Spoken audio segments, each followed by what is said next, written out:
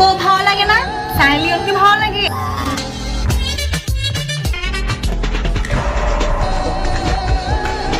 তুমি বইতে পড়ো, তুমি তো বইতে মান সম্মান সব ডুবাইতে।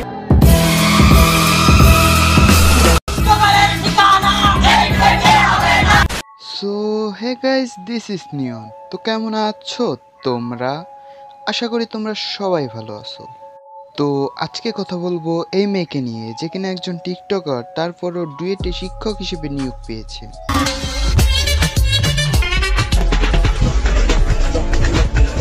ডুয়েটে শিক্ষক হিসেবে নিয়োগ পেয়েছেন মানে মেয়েটি যথেষ্ট মেধাবী, কিন্তু এখন দেখতেছি মেধাবীরাও টিকটক করে। এতদিন জানতাম যাদের মাথায় গোবর ছাড়া কিছু নেই তারা টিকটক করে, আর এখন দেখতেছি কিছু কিছু মেধাবীদের মাথায়ও গোবর থাকে।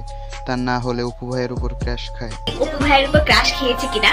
আমি ওনার উপরে ক্রাশ খেয়েছিলাম, ক্রাশ খেয়ে আছি এবং ক্রাশ খেয়ে যাব। যে মাইয়া অপুর উপর ক্র্যাশ খেতে পারে ওর মাথায় আসলেই গু আছে। আসলে কাহিনীটা হয়েছে, বুয়েটের ছাত্রী এই মেয়েটি যখন ডুয়েটে শিক্ষক হিসেবে নিয়োগ পায় তখন ছাত্রছাত্রীরা আন্দোলন শুরু করে, তারা কোনো টিকটকারদের শিক্ষক হিসেবে মানবে না।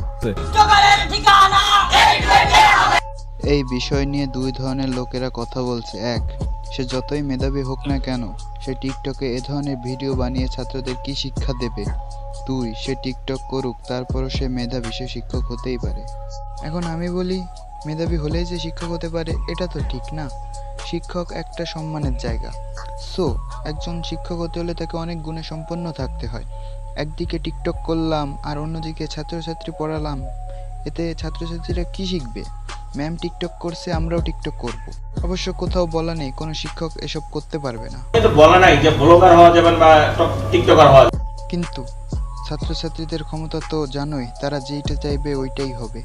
অ্যাডমিনিস্ট্রেশনের যে প্রসেসগুলো আছে সেই প্রসেসগুলোর একটা প্রসেস হচ্ছে তাকে ডিউটি থেকে অফ করে দাও। আমরা অলরেডি সেটা করেছি।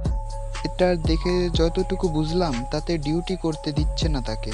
টিকটক করুক, সমস্যা নেই, সে সেখানে ভালো কন্টেন্ট দিক, সেখানে যা দিচ্ছে তা কোনো শিক্ষকের সাথে যায় না।